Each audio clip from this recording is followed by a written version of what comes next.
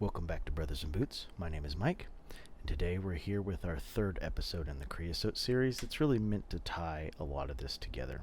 So in episode 1, we focused on the measurement process, how the measurements are done, how they're put up against the last, how the build-up's done.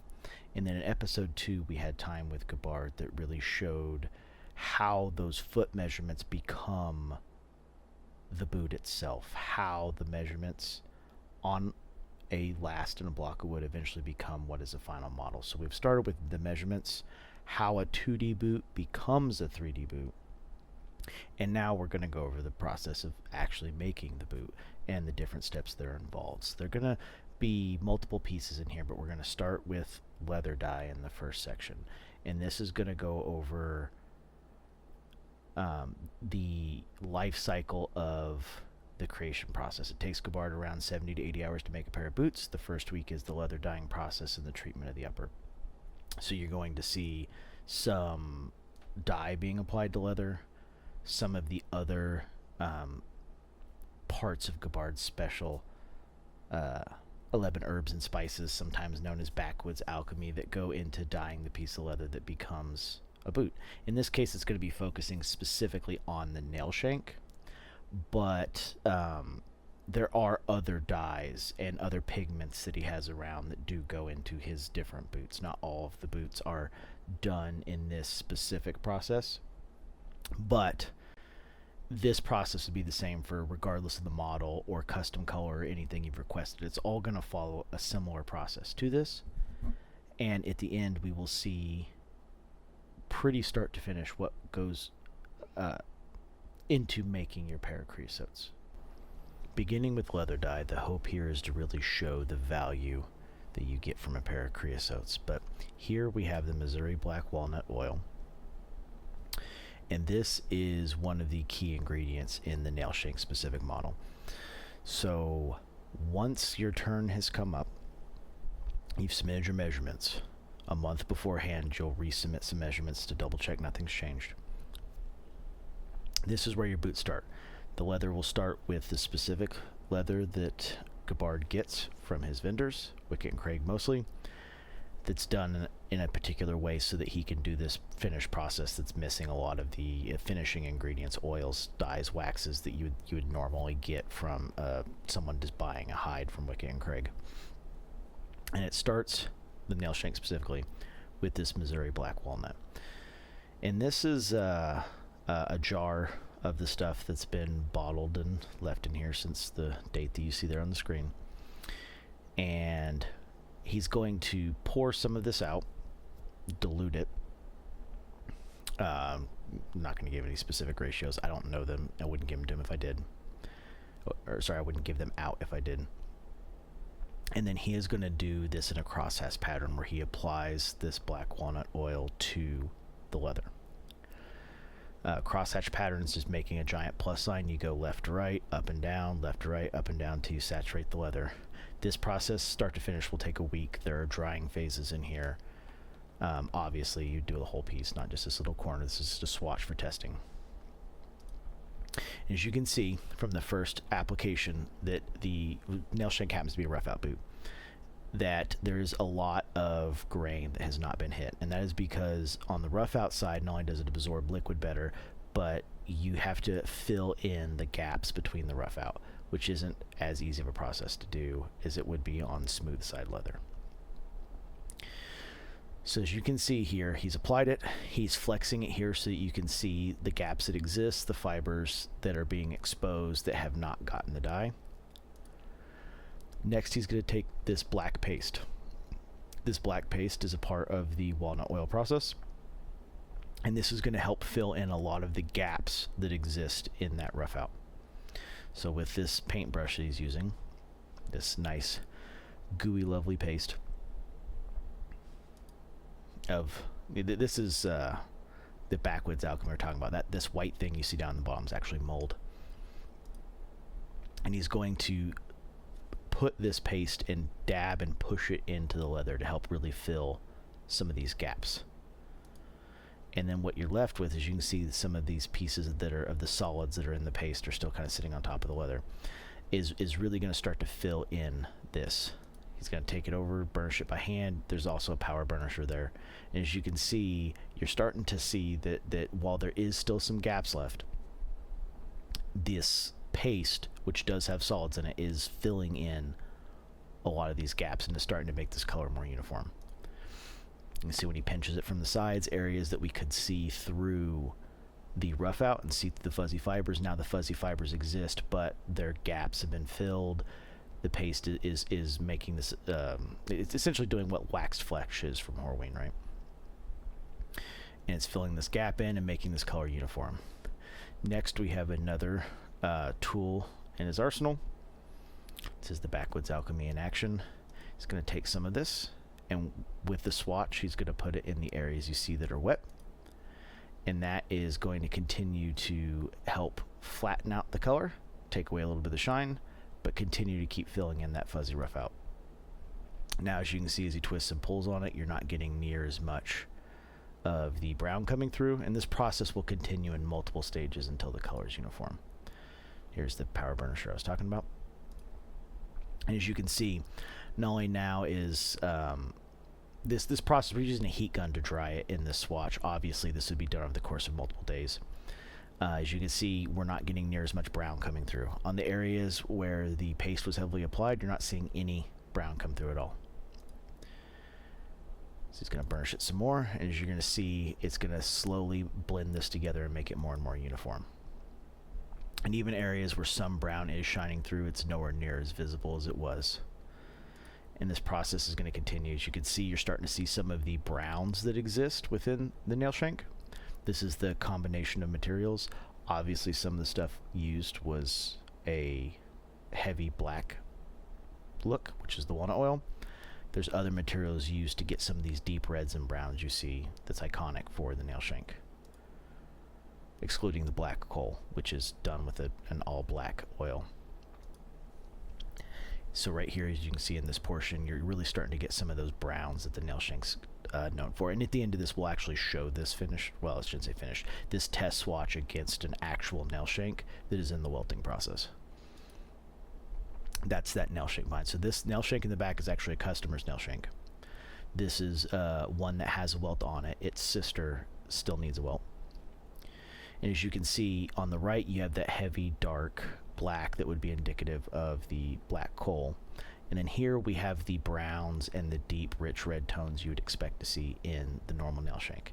Now, this nail shank that's behind here is in the same stage of dyeing process. This hasn't had any of the vitamin E, beeswax, and oils and finishes of a already completed boot that Clover will do in the final stages once bottoming is complete.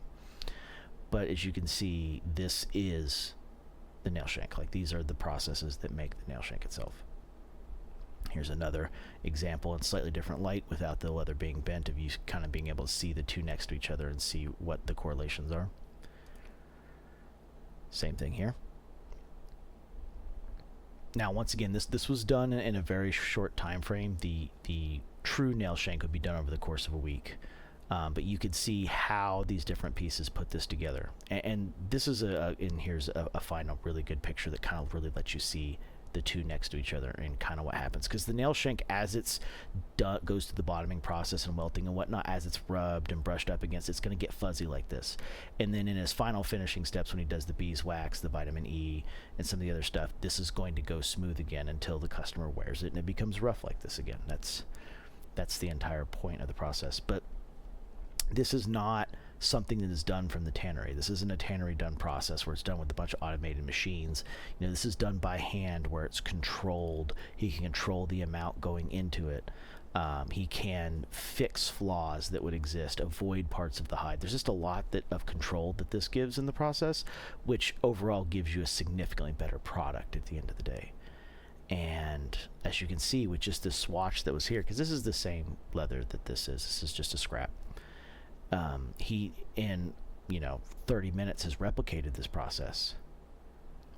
But obviously, this swatch is inferior. It was done quickly. It was done with a heat gun that would not be done on a traditional piece of leather. But this is it. Like, this is what you're getting. Half of the boot's build time is the treatment, the dyeing, the finishing of the leather. And this is a huge portion of what you're getting when you purchase a pair of Kreosotes, is this attention to detail, this hand-done process that the majority of heritage boot builders, if not maybe almost all of them, short of an overdye, are not doing. Here is a short video of seeing some of the stuff you just saw in pictures being done in real time that was taken in person.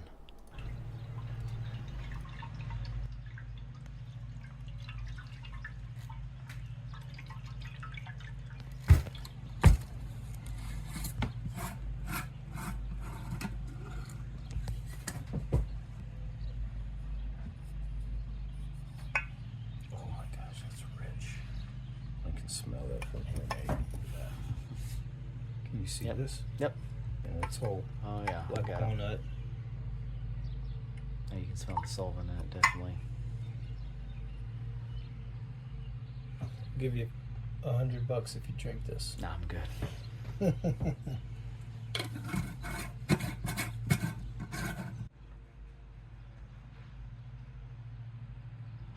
that's really nice.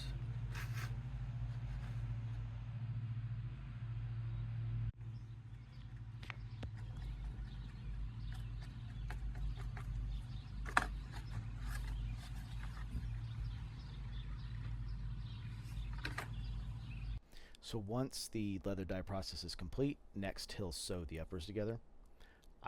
He had no boots that were in the point at which the uppers needed to be sewed to show that, so I don't have any examples of that, unfortunately. This is one of the few parts of the process I was not able to get a picture of, but he will sew the uppers together. Once the uppers are sewn together, then he starts creating the holdfast next. Now, you will see here, the holdfast is what's here on the screen. These are a customer's nail shanks and the same customer's 9 ditches next to it. The nail shank and the 9 ditches use the same last as we've talked about in a couple of the videos.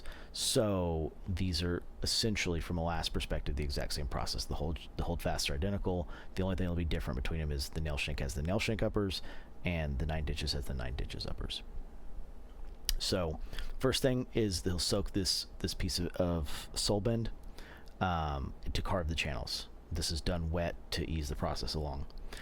This all is very important because the depth of this channel is very important to the thickness of welt that he's using, so he doesn't have to use an excess amount of filling materials, which is not good. You're not, this isn't a Goodyear welted boot or shoe. There shouldn't be a 1/4 inch, 1/2 inch cavity that needs to be filled. He uses a very high quality sheet cork. It's quite expensive. It's very different from like the traditional like wet mold or like heat spread cork that you'll see lots of cobblers and other boot makers use. And he'll carve these channels out and poke the holes in the wall of the holdfast. Now, like I said, the depth of that channel is important for the thickness of welt that he's using, but the width of that channel is equally important. If it's too thin, it'll cause ripples in the leather from the joint not having enough space of the upper going around it. If it's too thick, there'll be a ledge that's visible, and you'll see the holdfast from the outside of the boot, where the holdfast pokes out in the upper in the featherline area and creates a ledge you can run your fingers over. Neither are desirable. There is a specific width that you want here to get the correct transition so that none of this is seen. And in all of this, this is part of what helps create what's called the ghost line, which we'll show here in a little bit. But the holdfast is carved. As you can see, there's lots of texture here. This is done with a hammer that has a textured face. This is so that the glue has something to grip to. The boot is glued, lasted.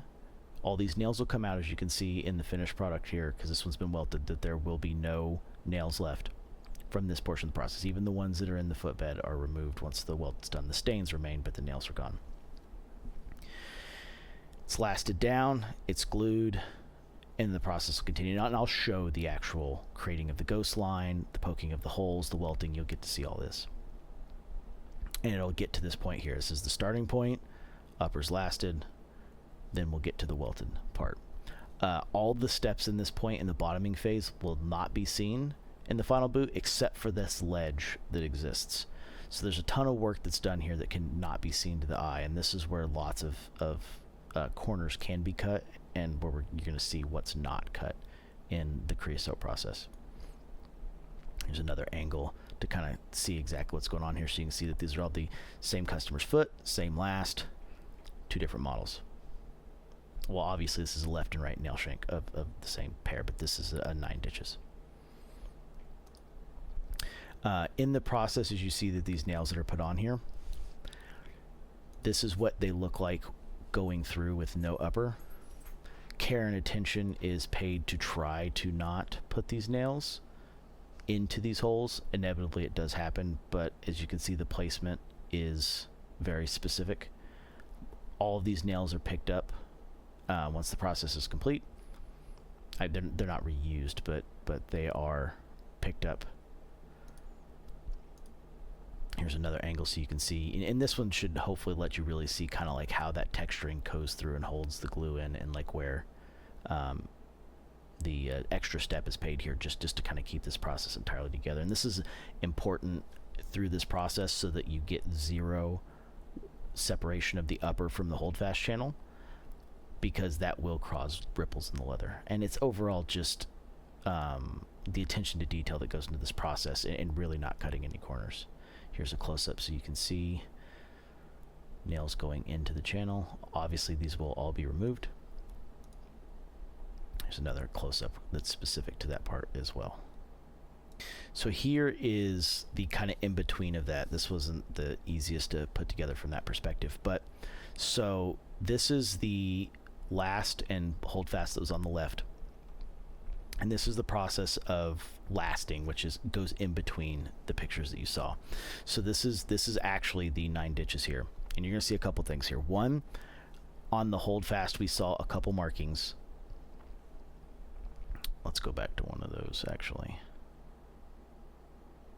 So on these markings you're gonna see 3 markings. Sorry, I should explain this earlier.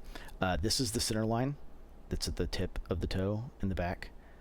This is the breast line of the heel, and this here is the golden section of the boot. Golden section's a process we've talked about on the channel before. That's the marking of the golden section. So going back to this is the center line. The center line is going to mark up against, or it's going to line up against the backstay, and the other part of the upper on the toe has the center line marked. Obviously the back line is the center line, so you wouldn't draw on it. And then what you see right here is the feather line. This feather line is the 0 point of the boot. This is very important from the pattern grading process. Without this 0, as you would go up and down in sizes, your shaft height would change. But by defining the feather line as 0, that allows the proportional grading method to not change shaft height. So the internals of the uppers are marked throughout this to have all the correct pieces line up so you can see them upside down. This feather line goes the entire length of the pattern and lines up against this edge right here.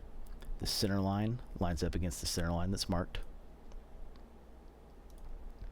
And then once the feather line's lined up and the center line's in place, it'll be pulled over and it'll get a light tack in place to hold it in place. There'll be a pre-forming step that's done where only a couple nails are put in to help the upper kind of take a little bit of shape, and that'll just be left overnight. And then here is that's the back's been lined up. This is the front being lined up as well. This is what I was talking about here, where the front piece here will be lined up against this center line, stretched and pulled with a pair of lasting pliers, and tacked in place as well. Once it's been tacked in place and preformed, then it's set overnight just to give it enough shape to kind of want to hold the shape a little bit, then the actual lasting process will begin. The lasting process is what gets you to this particular piece right here, which is it's been preformed, the feather line's been lined up, the center line's been lined up. It gets preformed overnight, and then it is lasted and put into this state here. It'll be pulled, lots of nails will be put in. It'll be left like this until it's ready to be welted. The welt has to soak and needs some work done to it as well before it can be put on. I asked Gabbard about this while I was there, and I've heard from other makers before that a lot of times they leave their work in the last for multiple weeks to help maintain and give it shape. But I've heard from Gabbard himself and other prominent makers that this step is really unnecessary, especially with a construction style like this. This is not the process that he uses. The difference of leaving it for 6 weeks or doing it once the welt is ready makes no difference in the overall process of the boot, because the technical execution is there. So once the boot has been completely lasted and the welt's been prepared, it just like the outsole bend, this is the same leather. It's just a lower ounce. It's not the same ounce as the midsole and the insole. It's soaked overnight and it's prepared for this process. As you can see here, this one also happens to be dyed on the upsides, on the the top side, not the upside. So it's lined up in place. This lines up with the breast line of the heel. Always starts on the medial side, which is the interior, and works its way to the lateral side and then back to the medial side. So your welt transition should always be in the medial side, which is the internal portion, which is connects near the breast line of the heel. This is a 360 inseam welted boot. If this was a 270, obviously there'd be a heel rand. Being 360, there's no need for the heel rand. Now, once this is set up, it's ready to go. You've found your starting point, you're lined up. There's another example of a different angle of this being ready to go. Two things need to be done to the welt. One, it needs to be channeled for the stitches to set inside the welt itself. This is the top, the bottom side of the boot, but the top side of the pictures you're going to see. And this is channeled the entire length of the welt. And then the next thing that needs to be done is the top side has to be edged. This is the area that sits up against the wall of the holdfast. And this channel allows the stitches somewhere to sit. Without these, it would create a weird bump in the welt and wouldn't allow the welt to sit flat. So it is first channeled, and then this is an edger. It's a little closer to a French skiver, but it's just a different edger. And this whole welt is edged before it's ready to be started. Then, once that's complete, the welt itself gets skived on both ends. This is how the join has to meet together at the end of the 360 inseam welt.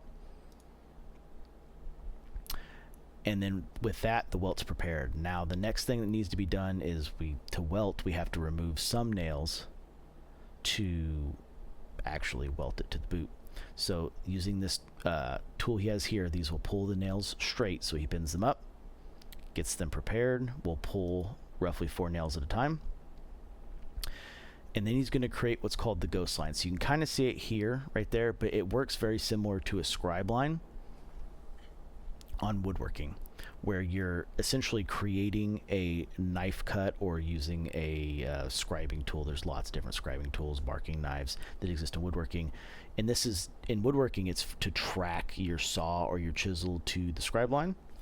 This is similar here. This is so that the awl is tracked to where it needs to poke the hole in the upper. So he's pulled the nails out. Next, he's going to take this brush here, or the handle of the brush specifically. He's going to run it back and forth against here to create this really deep and indented ghost line. So now the ghost line is very obvious, and you know exactly where the hole needs to be created in the upper from the outside to match up with the holes of the holdfast channel. Now, something Gabbard does that's very unique in this process is most people poke the hole from with the awl itself. It's a curved awl, and they'll poke it from the interior of the holdfast to the exterior of the holdfast, and they poke it through. And this is why they remove the least amount of nails possible, because the upper can separate. Gabbard actually does this differently, where he will get most of the way to where the awl is ready to poke through, and then he'll use a smaller awl from the outside. This is the tool I'm talking about here, where he pokes it through, and he uses a smaller awl from the outside to actually poke the hole from the outside to cause zero separation with the upper, so that there's no ripples in this process. And it gets a beautiful, crisp feather line in the completed product. So you've seen that process here, and he's going to go through each of these 4 and do the same thing, where he gets close to where the awl is almost touching the upper, pokes it from the outside, and then he comes back with that same curved awl that he was using on the inside to actually widen the holes from the outside to guarantee that there's no separation in this at all.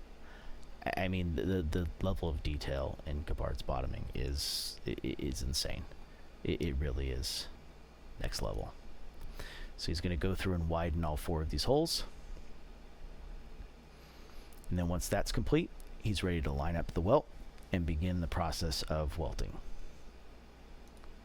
So first he's going to poke the very first hole where it needs to be to come in from the outside, and use his extremely long string. This is a different awl that kind of just holds the welt in place. The first 2 of these are quite difficult because there's a ton of extra string and nothing's really holding the welt in place of getting it, any kind of cattywampus or crooked or anything like that. So it's real important for these first couple to make sure you do it in such a way that you can make any adjustments you need and really get this lined up. Gabard happens to use piano wire as his needles. This is twisted piano wire. So he's going to poke the hole from the outside, line it up, push it through from the inside, use his pliers to pull through. The reason you should have to use pliers to pull through. The hole shouldn't be so big that you can pull through with your fingers. And the reason is you want the hole to be just big enough for the wax thread to go through. If it's easy enough to pull through with your fingers, what happens is you've created extra space for that to rub, and you're going to cause this boot to be it'll need to be welted prematurely. Essentially, there is no reason that this hole should be big enough so that this stitch can move and gunk and stuff can eventually work its way in there for no reason. You want this hole to be literally as small as possible to just barely fit the thread through. So you're going to pull through, obviously, to the halfway point. The string is very, very long at this point. Sorry, I shouldn't call it string. It's wax thread. And you're going to get to this point here where it's pulled through, it's even. He's got it, this is sitting on his lap, but he's got it in his little workbench that is the correct height to the left of him. And then from there, I thought this was a cool shot, kind of down the barrel of the awl. He's going to poke the next hole. He's going to do the same exact thing that you just saw, where he pulls it through, does the correct stitch, pulls it tight. This is wax you see here, this white stuff you see here is wax. He's dipping all of these tools every time he's using them to make sure that there's plenty of wax and eliminating as much friction as possible so he can keep the holes as small as possible. And this is going to continue, and he's going to repeat this process multiple times over the course of a couple hours to weld a boot.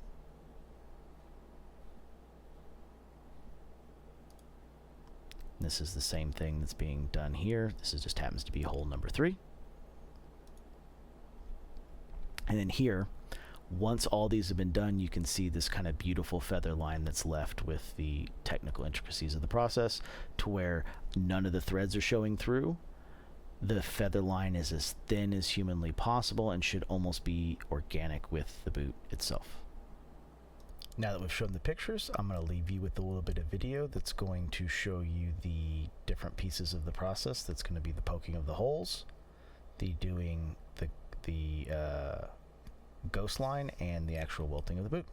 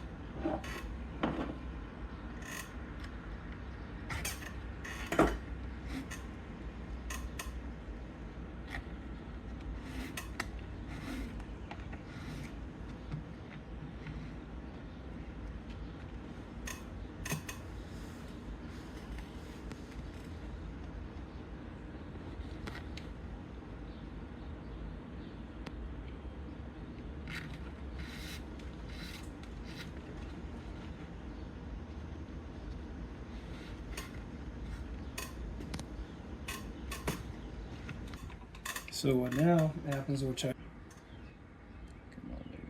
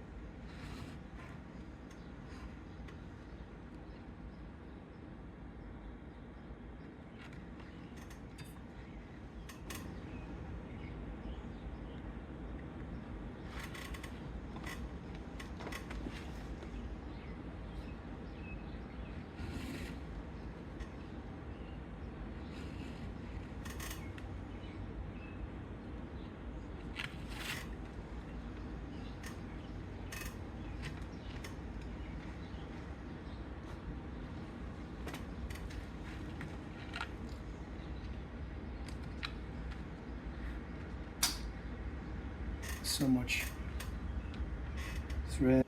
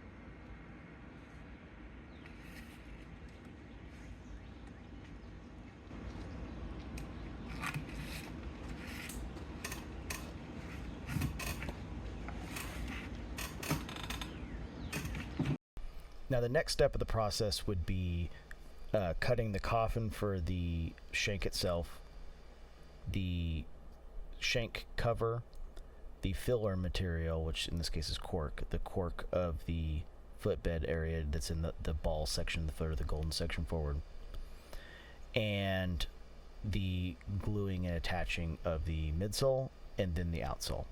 There were no boots that were in that stage of the process, so I don't have any pictures or any video of that, unfortunately. But what I do have here is, and there's actually no boot that was in the outsole process, but Gabbard had a test piece that he uses to test his outsole to get his stitching density, his SPI, and his distances correct. So here he's going to go through the process of how he uses the Gritzner hand crank machine to stitch a feather line to an outsole. Now, the two things you're going to see here in this example, he's going to use one, he's got an outsole that he's stitching up against, that's to represent the insole. And number two, there's also a Rapid E machine that you can't see very well here. That machine's purpose is specifically for the leather outsoles. Anything that gets a rubber half sole most likely will be used on this Gritzner machine. So I'm going to show you a quick demonstration. This is a Gritzner. It's a German outsole stitcher, and I use this quite often because, as you can see, the presser foot gives you a position to put the needle and the stitch as close to the feather line as you can get it, which makes for a very nice stitch line. So this is a demonstration, and I won't double stitch this boot because this is a sample boot. So I made a sample piece of leather with the same midsole and outsole thickness, and this top layer piece is basically a simulator that is kind of a representation of what the top would be. So I need this guide to show the example. So don't let that kind of confuse you. We're just going to show what happens. So the first row of stitches were made very close to the feather line edge, and the second row of stitches will be made as close as we can get. You might want to come up a little high and shoot down. So we're going to show what this machine will do. You open it up and you use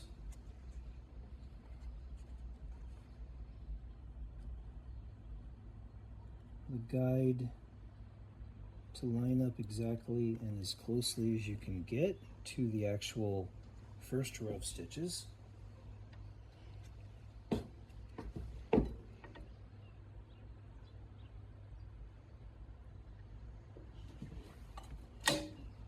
You might want to come over on this side now, because you won't be able to see.